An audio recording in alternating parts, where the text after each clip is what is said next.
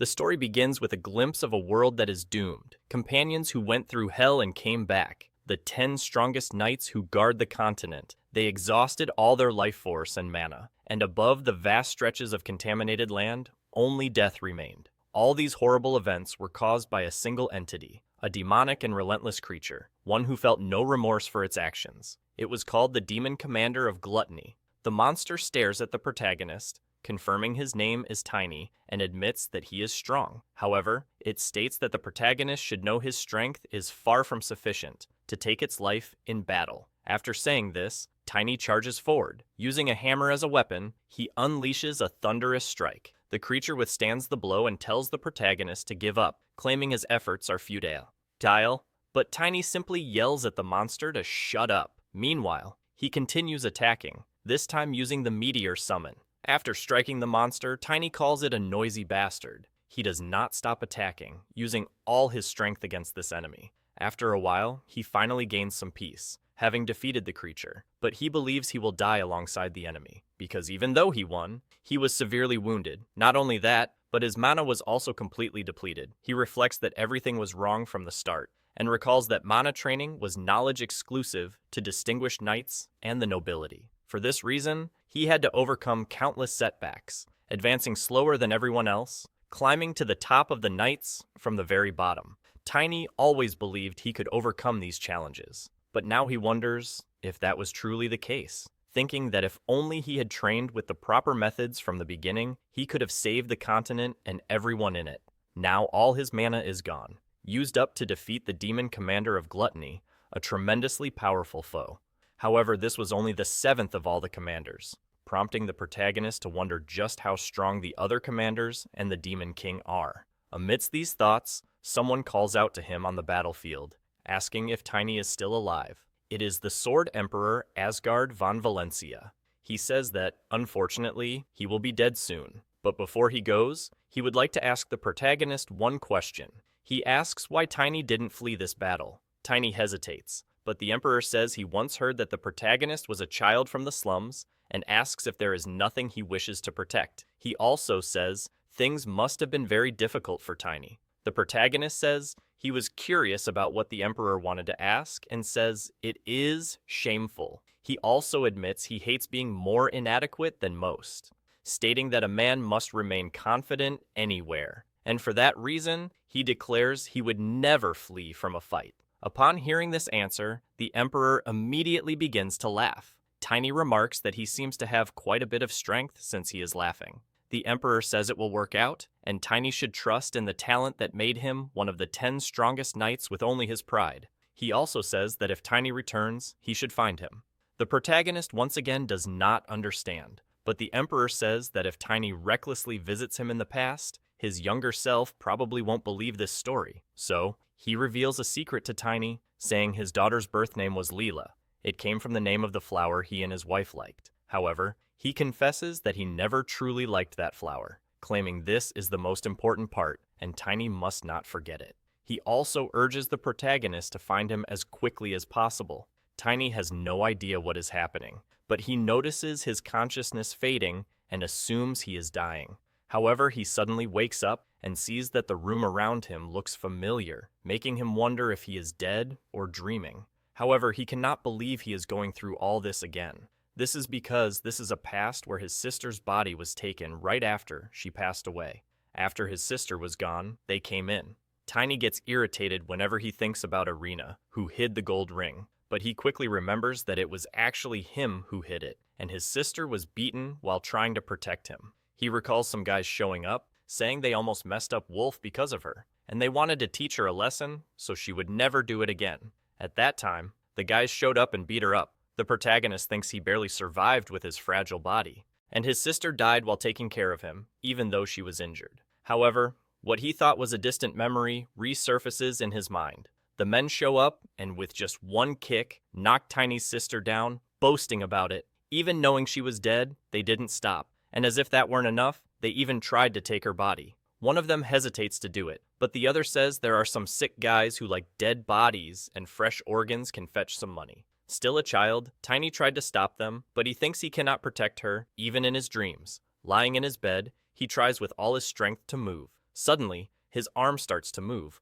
along with an energy that arose in his body. With that, he got what he wanted and advanced toward the bad guys. Shortly after, the protagonist managed to strike one of them in such a way that the man felt the impact, and he couldn't believe what he was witnessing. Then, he gets up with his companion, saying that this boy must have a death wish. The two gang up to beat the protagonist, saying he wasn't allowed to leave his bed. Young Tiny resisted because he only wanted to protect his sister. After beating him up severely, the men give up on taking the body due to the boy's persistence. And, ironically, they tell him to have fun with his dead sister. But now the protagonist realizes this is different from his past, because the ending of the nightmares he has had until now has changed. He is unsure why the sudden change, still believing he is in a dream. He also remembers that he couldn't manipulate mana at this age. Then he recalls the Emperor's last words, and starts to believe that he really was sent back to the past. Tiny begins to realize he is not in a dream, because now he imagines he can change his future. Tiny doesn't believe he can manipulate mana at this age, but he starts to believe it when he sees his powers in action. Soon, he concludes that the Emperor indeed sent him to the past, and he realizes this is truly not a dream. Then, he says the old man made a mistake in sending him now because he wished to be a bit further ahead, precisely because, at this time in his life, his body is still fragile. The protagonist is aware that he is just venting uselessly, and the Sword Emperor was not confident in his own power. But he thinks he can see this as a chance to let his sister rest in peace. Since he couldn't even do that in his past life, Tiny then remembers that the Emperor told him to meet him as soon as possible. However, he thinks that will have to wait a bit. After finishing what he must do, he will soon make his way. Now the protagonist desires revenge against the one who killed his sister, known as Wolf, because in his past life he almost killed him by breaking his spine. But this time, he wants a more fitting revenge. However, before that, he wishes to take his sister to a place of rest. Sometime later, he manages to take her to a cemetery, and he thinks that he wasn't connected to Arena by blood. All they had in common were their black eyes and hair, a rare sight on the continent. Many people among the invaders avoided or harmed him because of this, but his sister used to say he reminded her of her lost brother, so she named him Tiny and treated him with genuine love and care. Sending his sister to rest without being able to repay all she did for him leaves the protagonist somewhat frustrated. Regardless, a priest performs the normal funeral rites. Among the people present, a girl looks at the protagonist and wonders if Arena died because of him. Her name is Emma, Irina's friend, and she thinks Tiny seems to have changed a little. Even some time ago, she found them at their house and saw the child eating right in front of his sister's body. But upon looking closely, he notices that the boy's wounds healed instantly. After that, the protagonist picked up Irina's body. Emma asked where he thought he was going with those injuries. Even though the protagonist insisted he was fine, the girl persisted that he should take care of himself. She also said she didn't understand why he listened to Irina's words, but not hers. However, surprisingly, the protagonist thanked her for the food, and also for taking care of him, affirming that he would make sure to return the favor. Emma definitely wasn't expecting that, but suddenly, they were holding a funeral afterward, and she wondered what was going through the boy's mind. Speaking of him, Tiny thought this was the only way to make peace with Emma. He also thought he shouldn't blame himself and feel discouraged, because that wasn't what his sister would have wanted. She always told Tiny to be confident and keep his head held high. Soon, the protagonist declared that he held on to Irina's words, saying she should watch him from above and asserting that he wouldn't have any regrets this time. A month after the funeral, the protagonist was ready to start over. He then walked to a specific place. Some men recognized him as one of the slum kids, thinking they could take his money all at once. But as they approached, Tiny asked where Wolf was. One of the men, irritated, asked how he dared to say that name, claiming he must have lost his mind. He even tried to slap the boy but was stopped. Tiny sarcastically asked what was wrong with mentioning Wolf's name. Meanwhile, he gripped the man's arm tightly, making him scream in pain. Seeing his partner fall to the ground, another man asked what was wrong with this kid, thinking Tiny must have found a potion or something to have gotten so strong. But he believed Tiny was just another brat and went for an attack. Grabbing the boy by the shirt, the man tried to lift him but struggled greatly. Wondering why the boy was so heavy, Tiny said the man must be wondering what was going on, since he was heavier than he looked, and told the man to just give up, but then added that the man wouldn't be able to do that anyway and kicked him hard. His mana body had replaced his previous weakness. He hadn't been able to do this in his past life, but now it was different, because he had perfectly fused a copy of his mana body with his physical body, one that could become more powerful as a result of the interactions between the two bodies. This was the core of the secret technique Tiny had developed. This technique was powerful, but it required him to eat much more than normal to be effective, which was why he had consumed 10 days' worth of food from Emma's house. In any case, it gave him the strength he needed. The protagonist said that in addition to realizing something after remaking his mana body, a single mana awakening had an easier time finding its place in damaged bodies. The fallen man didn't understand what he was saying. Tiny explained what it meant. He was thankful that the man had once broken his body. After saying this, he hurled the man as if he were nothing. The man's body smashed through a door and passed by several others. Inside, they were alarmed by the presence of an intruder and wondered who he was. Seeing Tiny enter, they identified him as the slum brat. From above, some noticed that the boy had come there alone and questioned what he would do without a weapon. The protagonist asked what they meant by without a weapon. Then, with his bare hands, he attacked, saying he did have a weapon, his own body, which he used to defeat his enemies, and throw them as if their weight were as light as paper. The mess the protagonist made was enormous. He fought against multiple grown men with a child's body, making it seem insignificant because no one there was a match for him. Tiny even had fun beating his targets. When he finished, everyone was on the ground, and some had even lost a few teeth. Thus, the first stage was complete. He declared he was tired of dealing with the small fry. What remained were the Randers brothers, and Tiny asked why they wouldn't come down to fight him. After the protagonist confronted the brothers, one of them declared he would split Tiny in two. But as they faced the boy, another brother noted that Tiny was a mana user. Soon, they conclude that the body of a mana user can be sold for a good price. While Tiny was playing with one of the fallen bodies, the two brothers tried to catch him off guard, and then he tossed the body aside, saying it was already all broken. A flashback from his past life shows a moment when he was using a person as a weapon. One of his superiors called him crazy and asked him to show some class, but Tiny asked how he could possibly do that.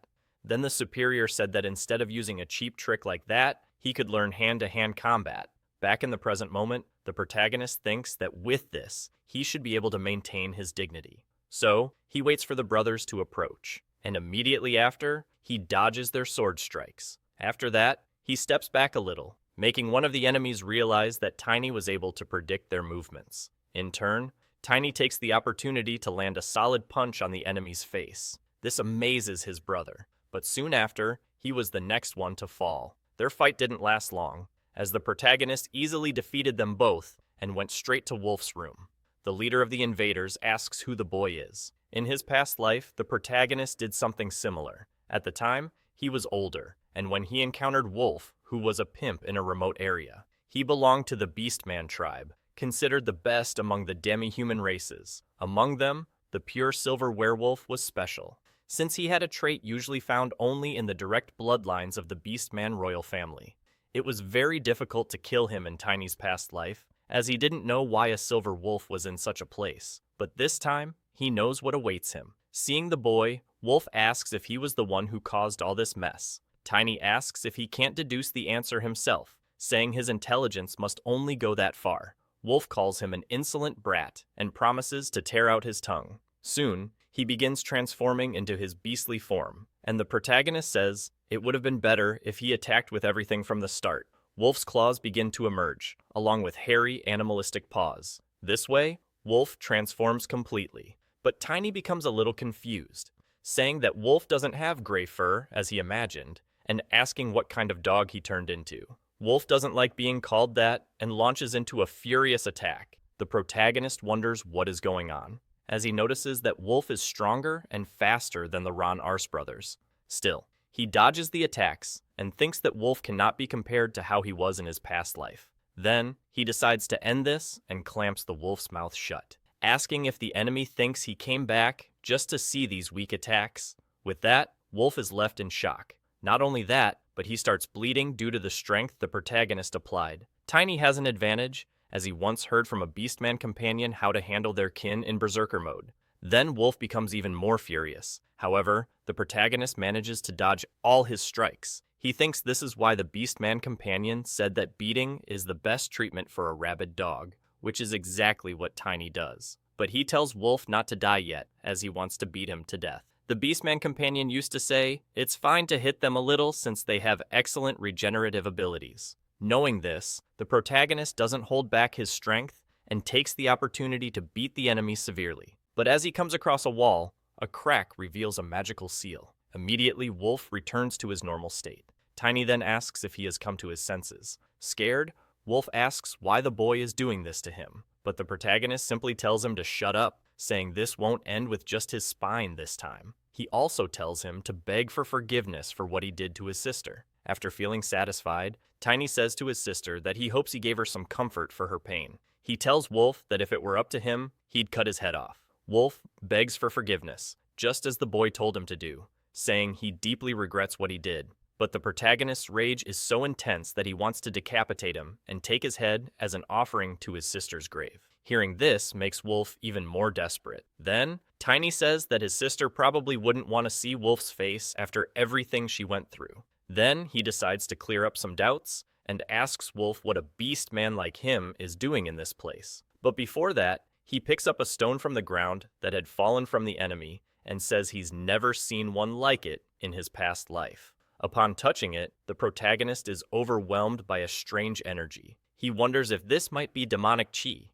Inside the stone, he sees a silver wolf trying to escape. The wolf lunges at the protagonist, leaving Tiny quite surprised by the sight. Back in the past, a friend of the protagonist wanted to show him something about spirit creatures. These creatures are beings that are reborn after accumulating mana for at least a century. Tiny didn't know such beings lived outside Elbapine, but he had heard that these spirit creatures were rare. His friend asked if he knew that the soul of a spirit creature was a spirit. He answered yes, even though he wasn't a spirit tamer. She then asked if he knew what the quintessence of a spirit was. As she spoke, she held a stone in her hand, similar to the one the protagonist now held. Back in the present, he wondered why a werewolf possessed such a precious item. Tiny also thought it was in a strange state, since this object was emanating demonic chi, which was typically found in demon spirit stones. Regardless, he knew he needed to deal with this strange thing in the form of chains, so he punched the spirit creature. With that, the chains broke. In the protagonist's mind, some scenes appeared,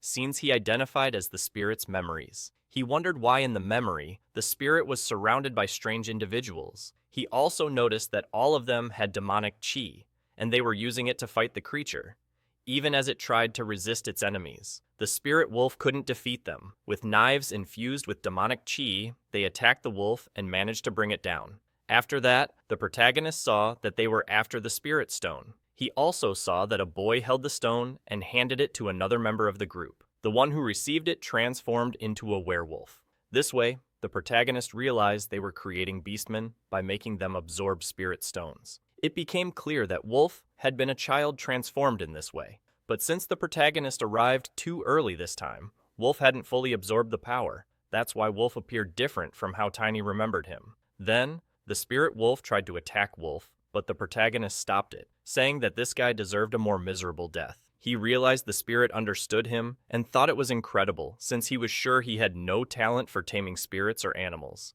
But he remembered his friend saying that it was possible for a human to become a spirit tamer as long as they had a pure soul and enough mana. However, she had also said that only young children were pure enough to do so. Now he realized he had returned to his childhood state. However, he didn't think he was pure in the way his friend Estina had described. The wolf stared at him and approached the boy. Tiny realized the wolf believed that when he broke the stone, his mana entered the spirit stone, filling the broken part of the spirit stone. This was why they could communicate. As a result, Tiny asked if he could make a contract with the spirit wolf. The spirit answered yes, so the protagonist agreed to form the contract. Unlike magic, this didn't require him to focus on the spirit, and as long as the protagonist supplied the wolf with enough mana to survive, it would be a valuable ally. And most spirits grew stronger as the spirit tamer's strength increased. This was one of the reasons why Estina was one of the best among the 10 knights. But now, the protagonist realized the wolf wanted a favor, as it sought to use him to fulfill its revenge. Tiny said it wasn't a big deal. He explained that he was already planning to kill everyone connected with demonic chi. He knew the final step in contracting a spirit was deciding its name, so he wondered what he should call the wolf. Noticing that the animal had fur as silver as the moon, he decided to name it Lunar Wolf from now on. By the way, he wondered who was behind this man transforming others into beasts with spirit stones. Seeing that he had demonic chi, they might be what the protagonist described as. Them? The demon worshippers, fanatics who rejected God and worked for demons. They had caused chaos in the world even before the Demon King's army appeared. Tiny had been stuck in a labyrinth during that time, so he didn't know much about it. Wolf is still begging for mercy, but the protagonist tells him to shut up and asks if the boy who gave him the spirit stone was a demon worshipper, but Wolf can't even respond, as he is out of his mind. The protagonist then asks the Lunar Wolf to wake him up. With a roar, Wolf snaps back to reality, and the protagonist repeats the question. Wolf mentions an organization, and the protagonist demands more details. However, the deranged man is not thinking straight. He says the organization won't let Tiny get away with this thing so easily. He also claims that he himself was just a test subject for them. Finally, he starts to mention the great power they possess. But before he can finish, his head explodes. Even the protagonist is surprised. He hadn't expected they would place a spell to prevent Wolf from revealing secrets, though. Upon reflection, something like this had happened before. In the past, Tiny had thought Wolf was referring to his subordinates on the first floor when he spoke of the organization coming after him. When the protagonist dealt with those men, they didn't even know Wolf was a beast man. For now, Tiny decides to brush it off, saying it's not as if he lives using his head. Looking at the broken wall, he sees something that seems important, and he thinks he should start reclaiming what was taken from him. Next, he uses Wolf's body to break the wall further. Soon, a type of vault is revealed, and the protagonist wonders what the Sword Emperor would have done in this situation. He believes he can someday use the story the Emperor told him before he died. Tiny takes Wolf's hand and uses it to open the vault. He thinks that, to make his future ally trust him, he needs a specific item, which he finds inside the vault, the Valencia family ring. Once, a woman approached a boy and asked his name. He replied that his name was Tiny. She said the name was cute and suited him. Then, she took a ring from her finger and gave it to him, saying he should look for her with it and she would help him. Back in the present, the protagonist knows that everyone living in the Aslan Empire knows who she is. Chloe von Valencia. She is the youngest daughter of the Sword Emperor, Asgard von Valencia. She is also known for her kindness and generosity since she was a child. Back then, she was called the Angel of Valencia. Everything changed around the time she turned 16 because there is a tradition in the Valencia family where children who reach adulthood must place flowers in every temple in the empire and make their names known. This must be the reason they met an invader, the red light district of the Philes kingdom, located on the borders of the duchy. In his past life, Tiny was unable to retrieve the ring because it took too long to seek vengeance, and getting help was difficult. But this time, the ring will be of great help. Now that it's in his possession, it should be much easier to meet the Sword Emperor. Suddenly, someone appears, asking about the protagonist, and Tiny already knew this person would show up. A man in shining armor enters the scene and is met with the chaos everywhere. Some people mention how the protagonist grabbed one of their legs and swung it as a weapon. Convinced he must be a mana user, the man is surprised to hear that a child caused all this commotion, but others confirm it and beg the knight to intervene, as this guarantees the problem will be resolved. However, irritated, the knight says this is why he told them to stop that nonsense, though they insist it's not related. The man then asks how Wolf has been managing his subordinates. This man is Ian, the commander of the guards of the outer castle of Philes. He quickly thinks he can use his title as an excuse to increase his protection fee. But then the protagonist descends the stairs, and the knight asks if he was the one who caused all this mess. Tiny responds that he was. The commander then asks if he has any idea what he has just done. Tiny replies that he was just taking care of some rotten scum and doesn't understand why a knight needs to show up for something like that. He also mentions that it looks like the man was receiving a lot of bribes from Wolf. Despite being irritated, the man says the boy has guts, but that doesn't stop him from launching an attack. The protagonist wonders if the knight has just reached the second level of mana. In any case, he prevents the knight from attacking him, leaving the man quite surprised, as he did not expect his attack to be so easily stopped. Since that's the case, the protagonist thinks that even though he isn't strong, if he gives it his best, he might defeat his opponent. After this, he attacks with a knee strike to the opponent's face. The impact of the blow is powerful, but the knight blocked it with his hands, preventing greater damage. This makes Tiny think that, for now, just demonstrating his powers should be enough.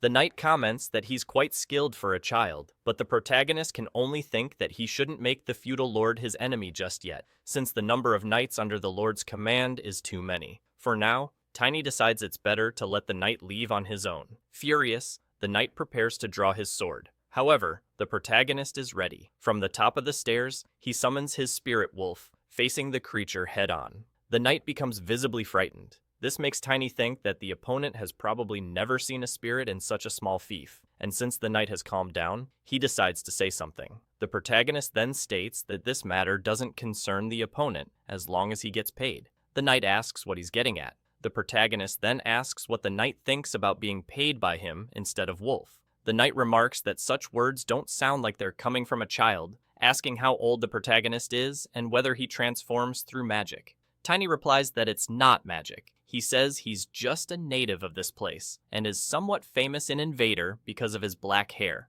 The knight then asks if he thinks he can pay him the 5 white gold coins that Wolf would give. However, Tiny says he must be joking and asks how far the knight wants to take this. Because he's certain the knight was only receiving 1 coin from Wolf, Tiny agrees to raise the payment to 1.5 coins. This enrages the knight, but Tiny says that if he doesn't want the deal, they can settle the matter right now. Seeing that the boy has the protection of a spirit wolf, the knight realizes he has no chance against him. He remarks that the world must truly be ending, as only then would a child speak such things. Tiny then asks the knight for his answer. The knight says his payment date is the last day of the month, so Tiny must keep his promise. As he leaves, one of those present asks if the Lord's knight will really let things end like this. Angrily, the knight punches the man in the face and simply tells him to shut up. Tiny tells the knight to wait and tosses a coin in his direction, saying that, since the ownership of this place has changed, the new owners should at least greet the feudal lord and asks if the knight can arrange a meeting.